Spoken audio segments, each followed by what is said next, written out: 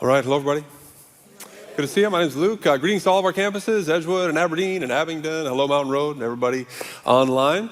We are trying to make our way through a roadblock today that I remember talking about with Bill recently. He's been a Jesus follower for a long time, but this is an issue that he always struggled with. Or I remember talking to Erin. She had read through the whole Bible, and it was great, enriching in a lot of ways, but there's one thing. This really caused some trouble.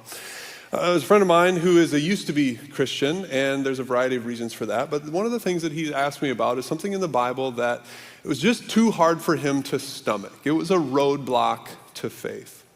We'll see if it's something that gets in your way as we ask this question. How could a loving God command all of the violence in the Old Testament? Welcome to the party. Yeah. Does that sound like fun? As my dad would say, sounds about as fun as a broken arm. But today we're going to be looking into broken things far worse than broken arms. Broken lives, broken situations, devastating circumstances that are marked by violence and death, things that are stamped onto the pages of our own Bible. That creates a problem. Actually, a couple of problems. One is just the question itself, which we've got to answer, like Bill and Aaron and everybody else. But the second problem is that there's also a lot of us who didn't know that this was a problem. This is a specifically Bible question, and not all of us have read the Bible, or we haven't read that much of it. Maybe haven't come across violence in the Bible, or at least not any that God seems to be responsible for. For example, I would think that my kids who are listening probably haven't yet felt the weight of this issue. And maybe even for you, that's something that's new if you're new to the Bible. This is something that hasn't yet been a roadblock. If you're going down a path, if there's a roadblock on a path that you never take, you're probably not worried about that roadblock. But, now you're learning about, there's a roadblock. There's this worrisome thing that you've got to go down. Ignorance was bliss, but now you've got to go through this. So this isn't, though, just something about Bible interpretation. This is about life interpretation. How do we think? How do we go and live? How do we go and do our thing in light of what the Bible's telling us, in light of what we know about God? We know we live in a violent world, even if we ourselves don't feel imminent threat of violence. Whether it's something in our homes or down the street or across town or even in a theater of war, we have questions about how to cope with violence, how to heal from it, how to stop it. We want to know what God thinks of it. We want to know what the Bible tells us to do about it. So that's what we're going to try to take on today. Does it sound like fun? Okay, here we go. We'll get to what we can today. For everything that we can't, there's a resource page you can access. Just text HEAL to 94062. Gives you some more opportunities to explore. There's resources for adults and students and parents. Now, to begin, I want to be mindful of people who aren't as familiar with what the Bible's referring to here. So just go and grab some pieces for starters. I've noticed that this is kind of how it goes for if you're on the internet on a Reddit thread and some atheist is bashing the Bible, or on a blog as being reprehensible or accusing God of being a moral monster. These verses are plucked out and they're presented as evidence. And I would agree, these are some tough and disturbing things. So if you were just going to go through and start at the beginning and read through the Bible, you would encounter things like this. Genesis 6.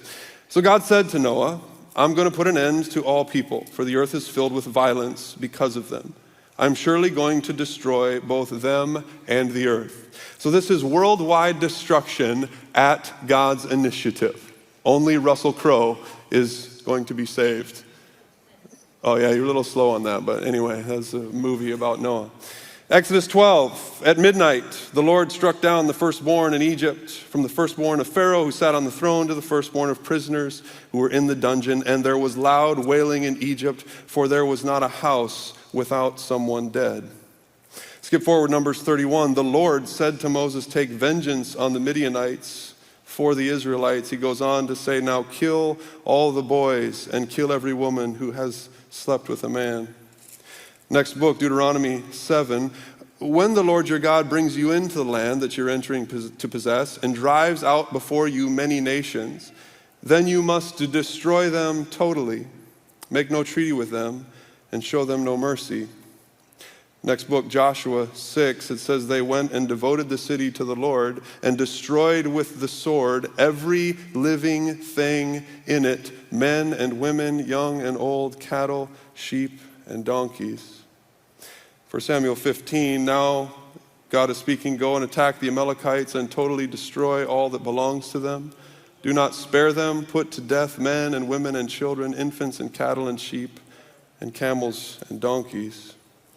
Skip forward to the prophets, Jeremiah 13, I will smash them one against the other, parents and children alike, declares the Lord. I will allow no pity or mercy or compassion to keep me from destroying them. Hosea 13, the people of Samaria must bear their guilt because they have rebelled against their God. They will fall by the sword. Yeah, that's enough of that. Whew. I feel a little bit like you just watched a news program where they just hit you with one troubling headline after another. And I know that that's not what you came looking for at church today. We weren't hoping to hear that. But maybe you've never heard of it, those things before in church either, but this is part of what we're given. And if we're going to go down a difficult road, then it's best that we do that together. So let's see if we can make our way through. Are you ready? All right. I'm going to put a set of pictures on the screen that together work to tell like the whole story of the Bible. There's Old Testament and New Testament kind of divides right there. But the Bible's a big book, and not all of us have read all of it. But this is a way to capture the major moves that the Bible makes from beginning to end. It's kind of like a storyboard, like for a movie. All the violent clips that we've already seen are the kinds that are portrayed in the movies that we watch today. Which, just as an aside, if someone in our culture today who saturates themselves in violent images from movies and crime shows and video games, and who themselves are insulated from any real struggle because they're nice and comfy and cozy, but they turn their nose up at God because his Bible's too violent, that's probably something that needs a little further reflection, okay? But to continue, the violent scriptures that we've seen today are situated within this story. It's one marked with blood and tears and tragedy and hope and failure and redemption and the whole range of stuff that goes on under the sun. But it is a story. It's not just a list of rules to be followed. It's not just a book of simple maxims like God said, go kill, so I'm going to go kill everyone, okay? It's a story that can't just be carved up into tiny pieces selectively arranged to portray whatever picture you want.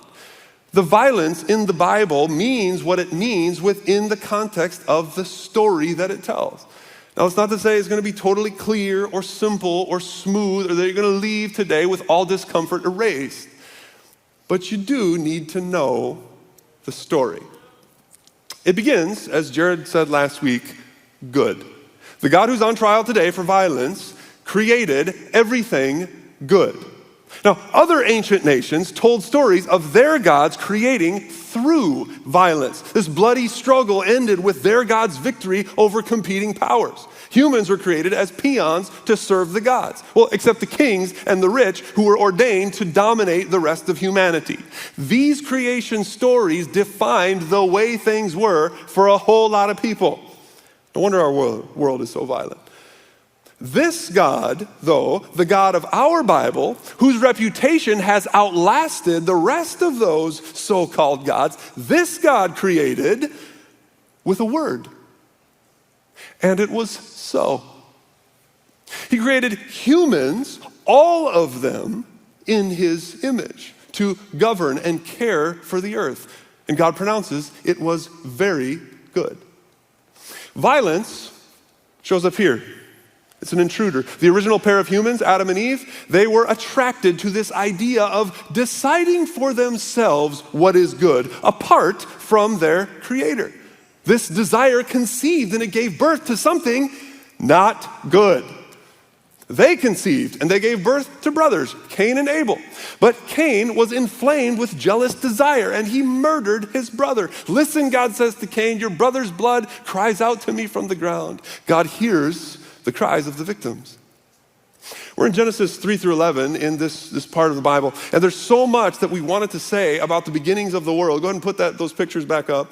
Not that one, the pictures. There we go. From Genesis 3 through 11, there's a lot that we wanted to say about the beginnings of the world that it just doesn't tell us. But one of the things that these chapters do highlight is a crescendo of violence. You start from this murder here, and it just gets worse and worse, and it's summed up in Genesis 6. The Lord saw how great the wickedness of the human race had become on the earth, and that every inclination of the thoughts of the human heart was only evil all the time. So the Lord regretted that he made human beings on the earth, and his heart was deeply troubled. It's a striking picture of God. To understand how human actions affect God so deeply. Other translations say God was grieved in his heart to witness his beautiful creation utterly and thoroughly wrecked, because God gave humans, his beloved images, a measure of control. God gave them agency to decide things and determine outcomes in the world. And when they do that, apart from God's good wisdom, this is the result. Now the earth was corrupt in God's sight, and it was full of violence. This is where the Genesis 6 verse that we read earlier about God's intentions to bring the flood, this is where you see that. It's Noah and the ark, and it's not a cute little story with animals. It's a tragedy. But it's not because God is angry. God's not angry. He's deeply sad. And through the flood, God will ruin something that is already ruined. It can't turn around. Sin does lead to death after all. But God is not the one who unleashed that on the world. Death was already multiplying violently beyond control. And a good God who loves the world confronts this violence, no longer holding back the chaotic waters. The rains fall and the floods rise. And God decreates the world so that he can recreate it anew. God maintained his commitment to his creation. In a world that forgot about God, God remembered Noah. However, and we'll have to get used to this in the Bible, after Noah, the floodwaters receded, but human pride did not. It continues to advance, reaching its height in the Tower of Babel, where humans tried to establish their own identity and reputation and power and legacy without acknowledging their creator. Well, God intervenes and he scatters these prideful humans all throughout the earth, and that's when God decides to take a new hands-on approach through his promise to Abraham. Identity, reputation, power, legacy. Humans then and now still strive to attain these things through force. Well, in Genesis 12, God is going to give these good gifts to Abraham. But they're not just for his own sake. No, it's good gifts that are given ultimately as a means for blessing the whole world. God desires to bring renewal to the world, so God will bind himself to one man and one family for the sake of all the families of the earth. Genesis 12, this is how it plays out. These are foundational verses. God is speaking, Genesis 12 and verse 2. I will make you into a great nation, and I will bless you, and I will make your name great, and you will be a blessing. I will bless those who bless you, and whoever curses you, I will curse. And all peoples on earth will be blessed through you. Now, we focus on the blessing part, and rightly so, because that's the end game. But notice the flip side as well. God binds himself to this family in a commitment to be for them, even when others are against them. Whoever curses you, I will curse, God says. Now remember, this is taking place in a world full of people who will not acknowledge God, their creator, even to their own detriment. They have the freedom to curse God, which results in suffering. This kind of thing can't go on. If God cares for the world at all, arrogance has to be checked. Violence has to be checked. Evil has to be checked.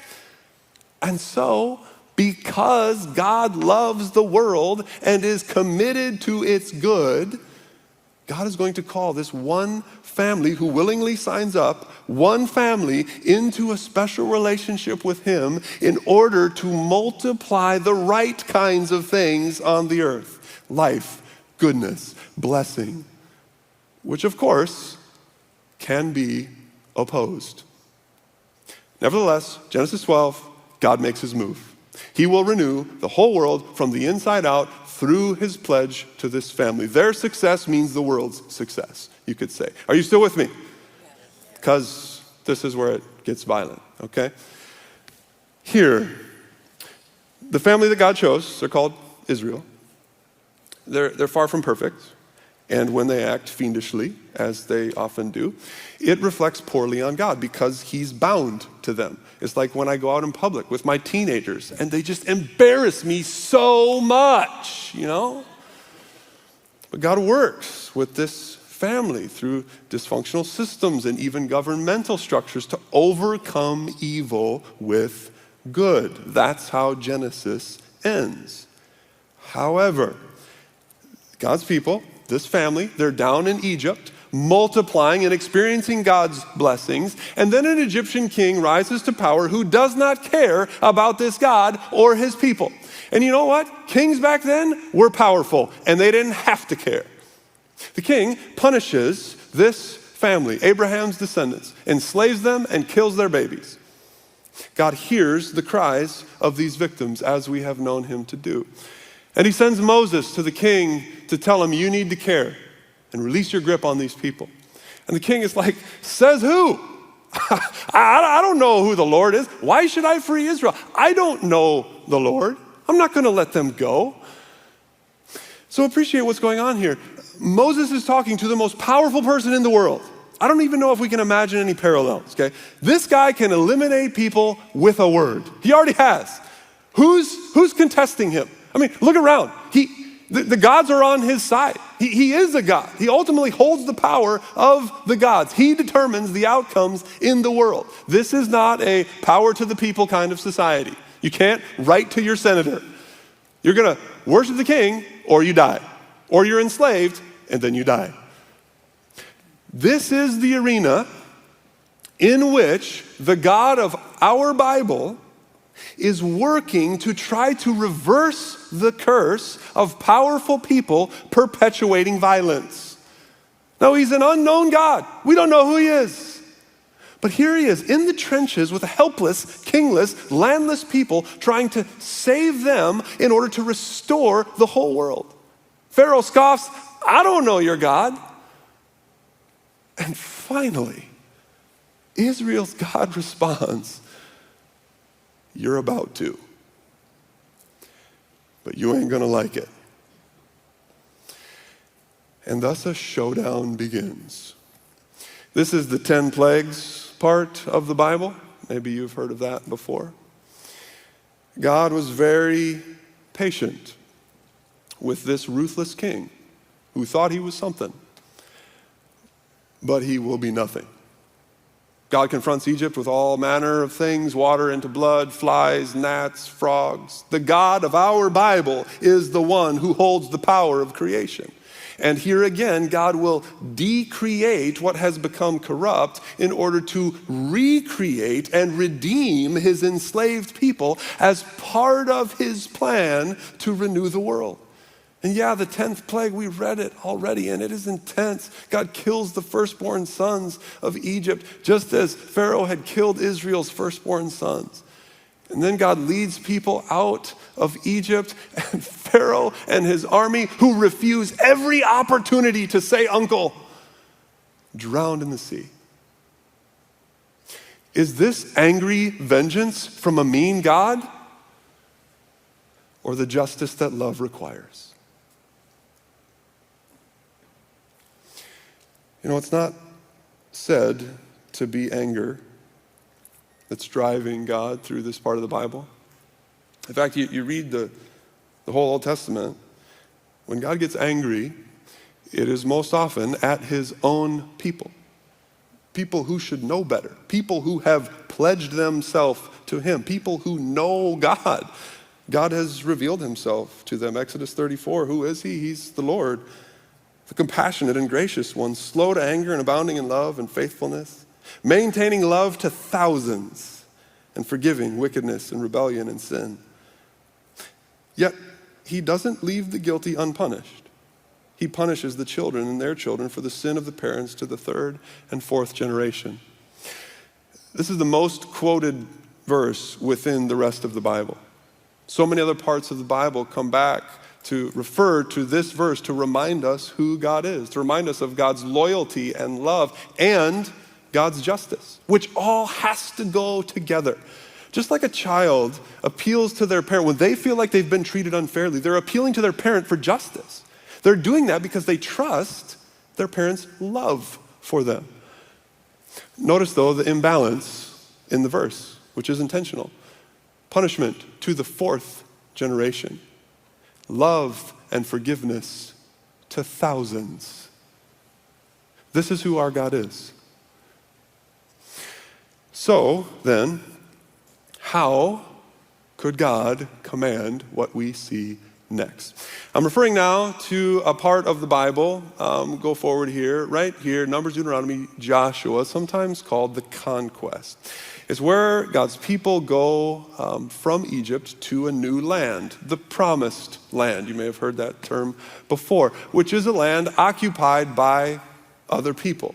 God promised Israel the land, and we hear God say things like what we read earlier, wipe those people out, men, women, and children. It's probably the hardest part of the Bible. And I probably can't iron it all out for you, but let's say a few things.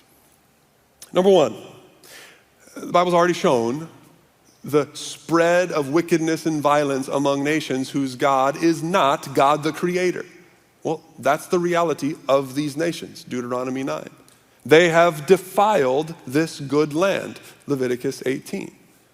How will these nations have their eyes opened to see the futility of giving their allegiance to so-called gods and kings who only perpetuate violence and destruction and dominion in a way that leads to death? How will they know? How will they know the true God, the Creator? Well, they're about to meet him in a manner that, frankly, they understand very well in a violent world of conquest, the kind that they have made for themselves. And so we have to trust that God is ultimately doing this for the sake of the world. And yes, he's got blood on his hands. He commands his people in a way that gets blood on their hands.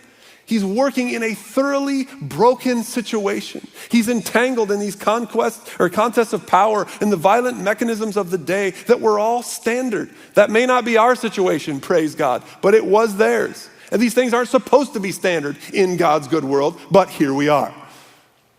In the midst of that, God's love leads him to take a landless, kingless, helpless people and carve out a space for them in a godless world so that somehow the whole world could know and be restored to the God who made it.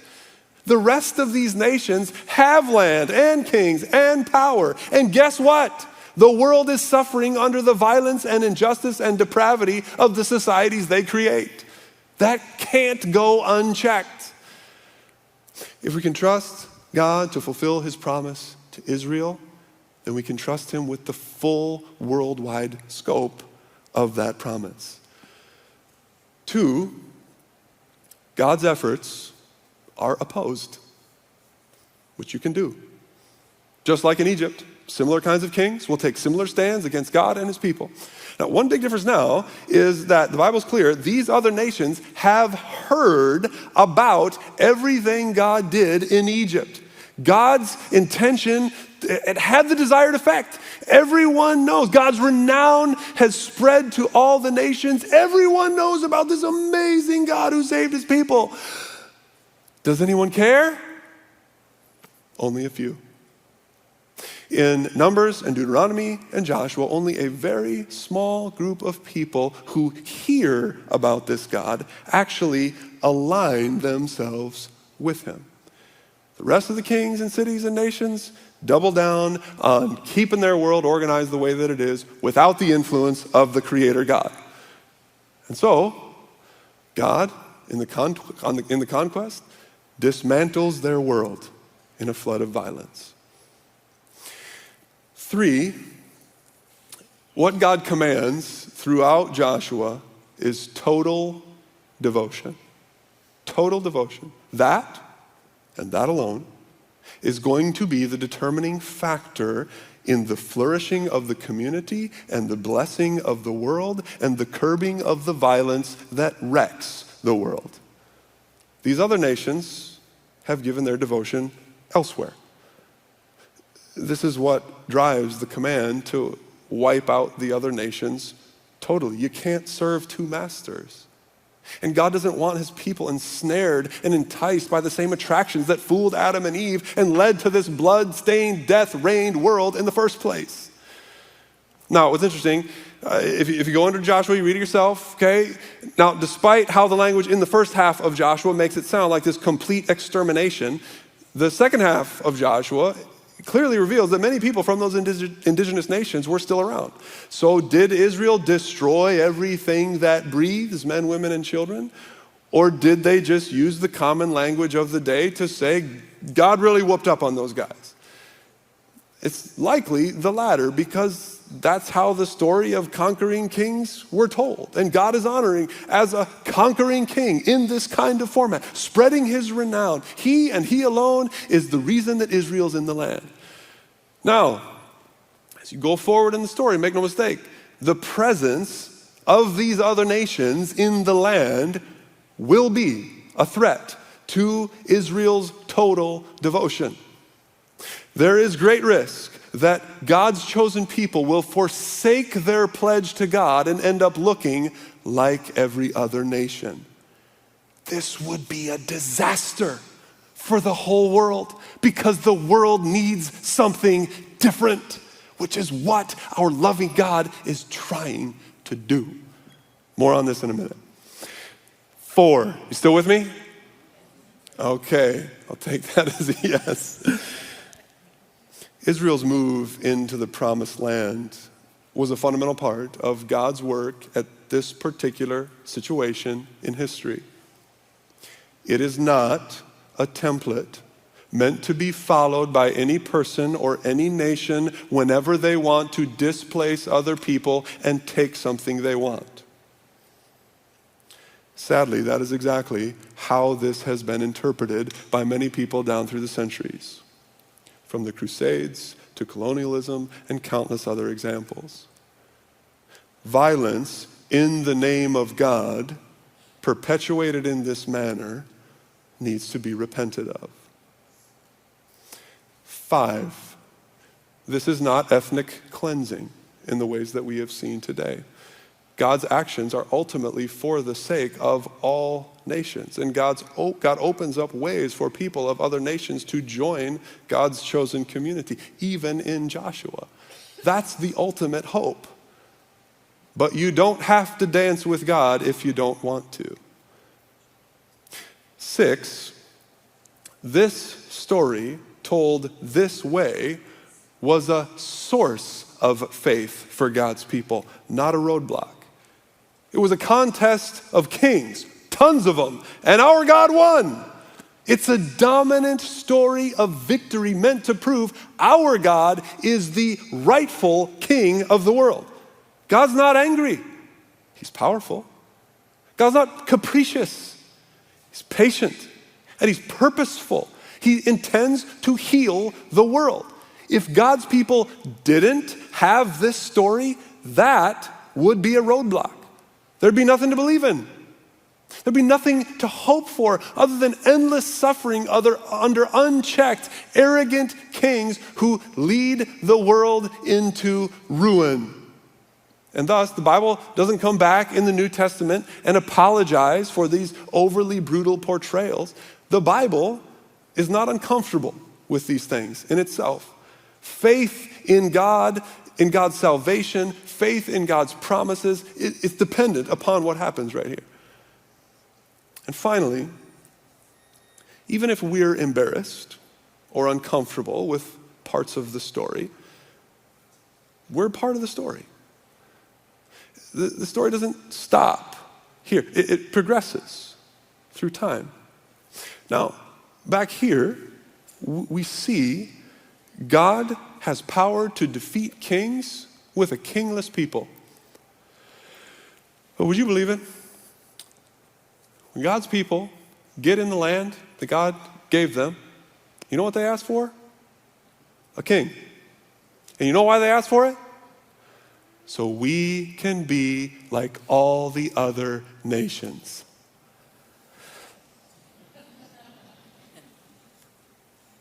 God's like, you're missing the point. But they insist, and God acquiesces. And this moves us to the David part. And now, God is drawn even further into the entanglements of nation building. They are now a king-led, powerful group of people in a secure land. And God is in the messy middle of that. Now, his foremost concern is to capture the hearts of Israel's kings in such a way that will lead to a just society that will shine as a light for all nations to see. And to that end, God fights for this nation. Like that, the 1 Samuel verse that we read earlier. He says, go destroy the Amalekites. They have been opposing God from since way back in the day. God does do that. He's bound himself to this nation.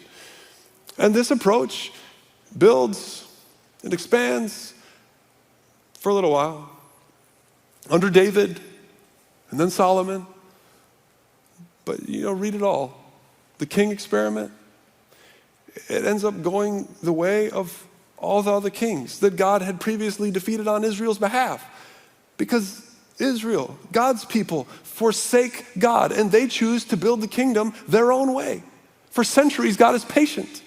Decade after decade, God sends prophets to call them back. Time and time again, God saves them, intervening. But they will not listen. All the way to the point where this nation that God chose and cultivated and blessed and cared for and saved and treasured and provided for and healed so that they could be an agent of healing for the whole world, they are dismantled and exiled by a flood of violence from other nations. It's the same kind of violence that had become the standard currency of the societies that God's people, created. They built that apart from God. And you get to the prophets and you read Jeremiah and Hosea like we read, and there's serious words of warning. It's a serious situation, and God takes it seriously.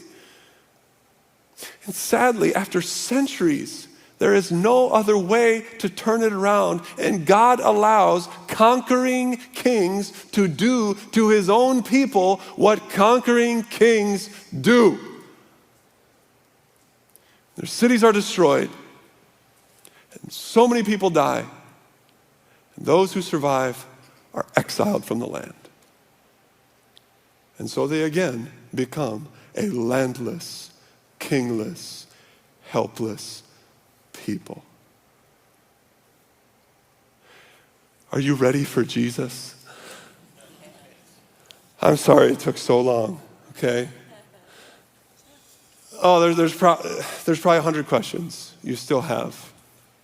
We're leaving them on the table. I get it. But I'm just trying to tell the story, filled with blood and tears and everything else that goes on under the sun.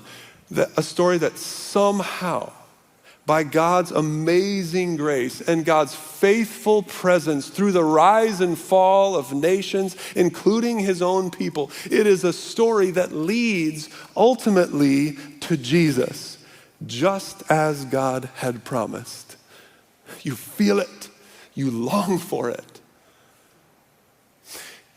In Jesus, we watch the same loving God that called Abraham and Moses and Joshua, the same God steps in to a violent world for the same healing purpose. Now, Jesus is a new Joshua. That's what his name means. That's how you pronounce it in his own language. He came as a king, but he's a new kind of king. Jesus came for all nations. He didn't bind himself to a nation. He came for all nations.